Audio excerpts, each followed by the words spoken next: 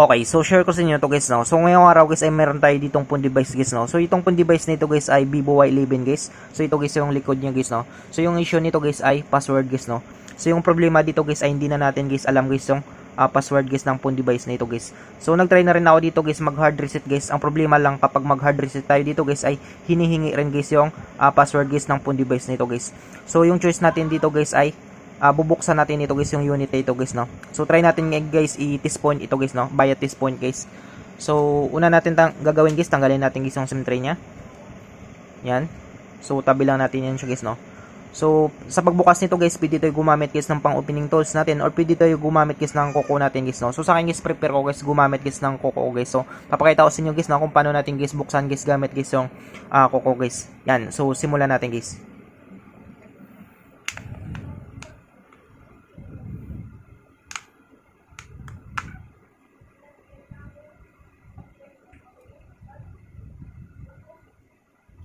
So yan siya guys, no. So nabuksan natin guys. So dandahan natin guys, no.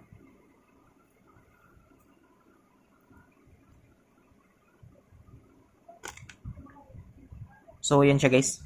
So sunod natin dito guys, tanggalin natin guys yung ano niya. Ito guys yung flexible guys ng fingerprint sensor niya guys, no. So wala na siyang lock guys, no. So direct na natin tanggalin na natin to guys yung FPC connector nito guys sa terminal niya or yung flexible printed circuit na ito guys, no. Yan. So tabi natin yan siya guys.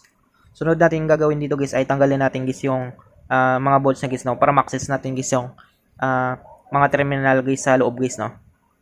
So tanggalin natin guys yung mga bolts nito.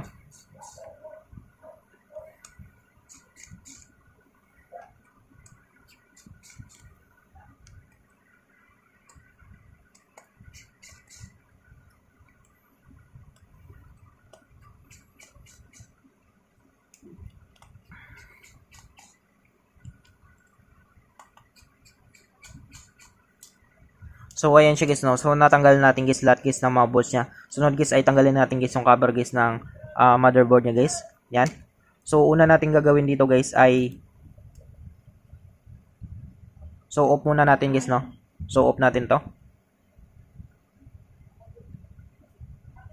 So power off natin. Una natin gagawin dito guys ay tanggalin natin guys yung FPC connector guys ng battery niya guys, no.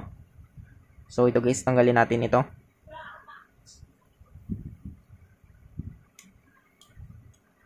So dito guys sa terminal guys ng battery niya guys ay hanapin natin dito guys yung TP guys, no, or yung tinatawag natin guys na test point guys. Yan. So ito guys ay Vivo Y11 guys, no. So yung test point guys ng Vivo Y11 guys ay nang dito guys, no. So tanggalin natin ito guys yung rubber na ito guys, no. Yan. So meron siya ditong 6 guys na ano guys, no. 6 ano pala guys, 7 point guys, no. So dito tayo guys sa dalawang point na ito guys, no. So ito na yung tinatawag natin dito guys na test point guys, no. Yan. So focus natin guys. So meron yan siyang 7 point guys, no. So yung test point nito guys ng Vivo Y11 guys ay nang dito guys, no. Ito guys yung dalawa na ito. So tanggalin lang natin ito guys yung guma na ito. Yan. So kung makita nyo guys, no, ito guys yung test point guys ng Vivo Y11 guys, no. Ito guys yung dalawa na ito. Ito, yan. So focus natin. Yan. So ito yung test point niya guys, no. So yung gagawin natin dito guys ay gagamit tayo guys ng tools guys, no, para matanggal natin guys yung password guys ng phone device nito guys. Yan. So, no choice kasi tayo guys, no, kapag i-hard reset natin ay naghihingi rin sila guys ng password dito guys sa phone device nito guys. So, para matanggal natin ito guys, yung password ng phone device nito guys ay gagamit tayo dito guys ng tools guys, no. So, papakita ko sa inyo guys yung tools ko.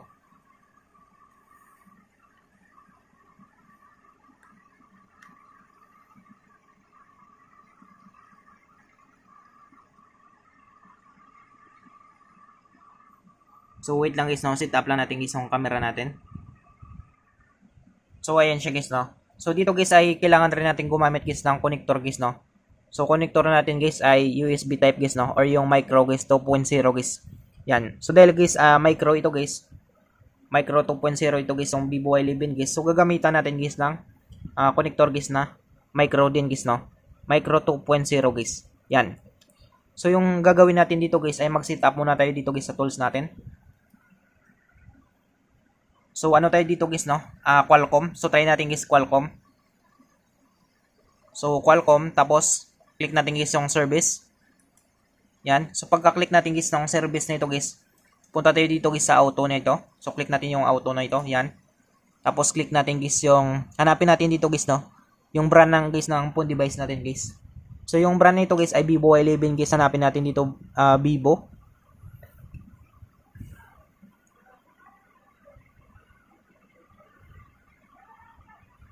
So ito siya guys no. So Vivo. So click natin guys yung Vivo na ito. At dito guys ay i-select natin guys yung model guys ng phone device nito. So Vivo Y11 ito guys no. Hanapin natin dito guys yung Vivo Y11 guys. Or Y11 guys no. Y11 guys 2019 ito guys. Vivo Y11 2019.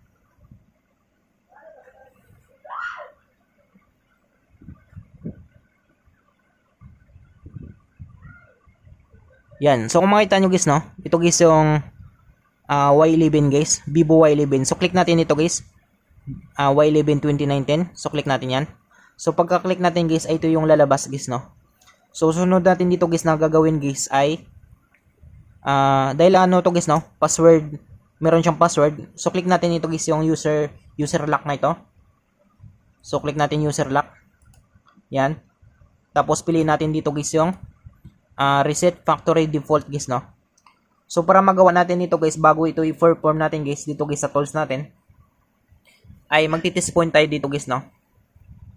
So test point tayo dito. So papakita ko sa inyo guys no. So test point muna tayo guys no. Test point bago salpak guys yung micro USB connector natin na ito guys. Yan. So dito magti-test point tayo guys. So medyo mahirap guys yung ano natin guys no.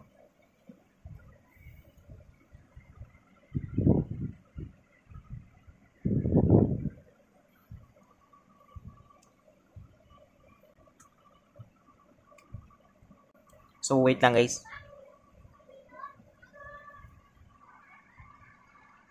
So ganito na lang guys no. Ganyan siya.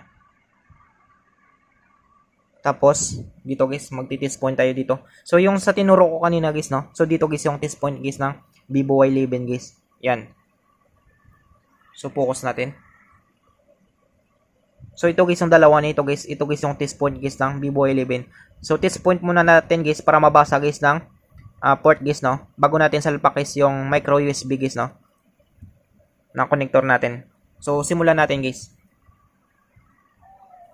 So test point tayo dito.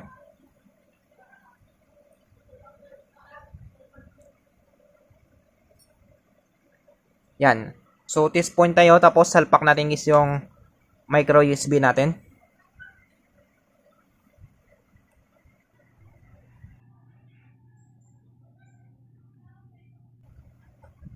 So magtunog yung ano natin guys no, yung laptop natin guys. Yan. So tumunog guys yung laptop natin guys no. Yan. So bitawan natin guys no. So kung makita nyo guys na detect na siya guys no. Yan. So ito na guys yung port natin.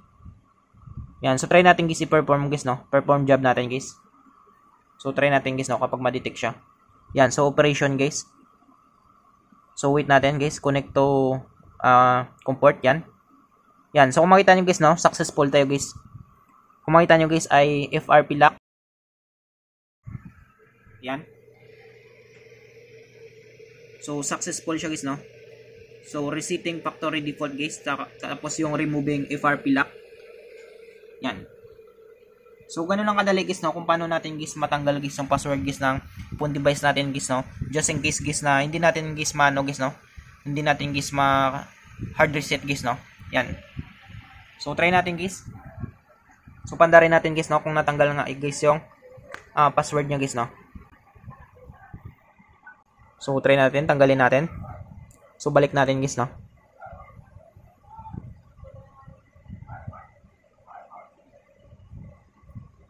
So pandarin natin guys. Yan. So wait lang natin guys no.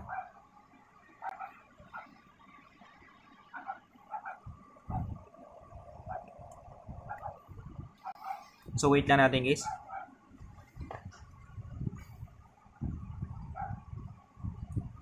So tignan natin guys no kapag natanggal guys yung password niya guys.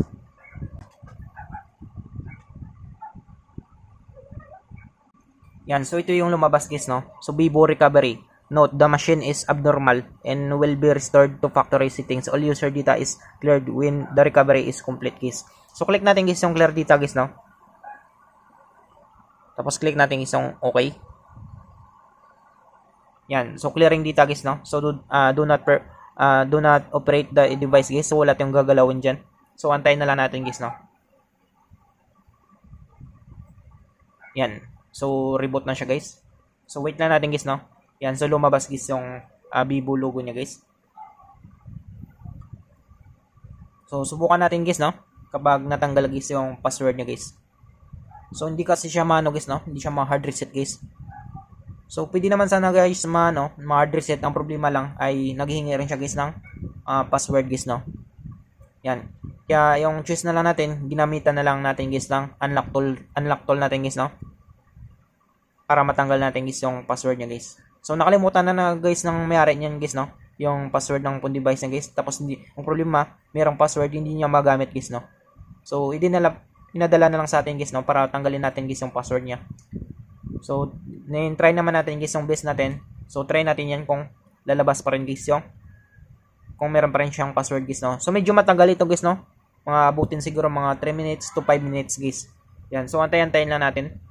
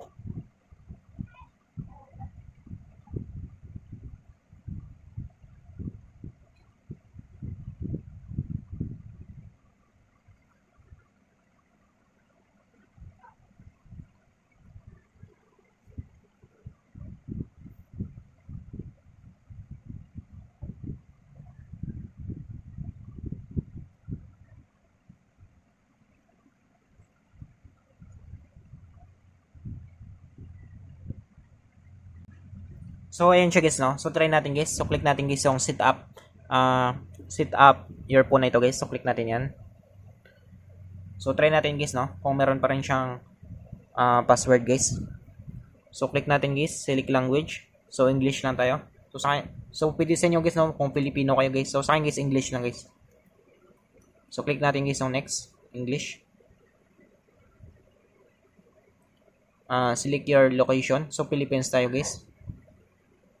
Agree lang natin. So skip natin to guys no.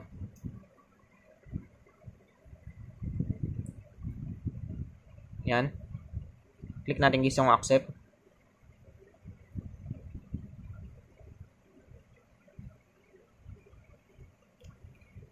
So next lang natin. So later na lang. Tapos click natin guys yung skip. So next natin. Click natin guys yung skip. Skip natin. Use now. Yan. So try natin guys na kung meron pang password. So kung makita nyo guys na wala na siyang password guys. Yan. So natanggal natin guys yung password niya guys no. Via teaspoon guys sa ating unlock tool guys. Yan. So, ganun lang kadali guys no, kung paano natin guys matanggal guys yung password guys ng phone device natin guys kapag ayaw ma-hard reset guys no. So, I hope guys na makatulong sa inyo itong video tutorial natin. Sa mga bago pa lang sa ating channel guys no, huwag natin guys kalimutan guys i-click guys yung subscribe at yung notification bell button para ma-update ko kayo guys sa susunod natin guys na video tutorial. Thank you guys and God bless sa lahat.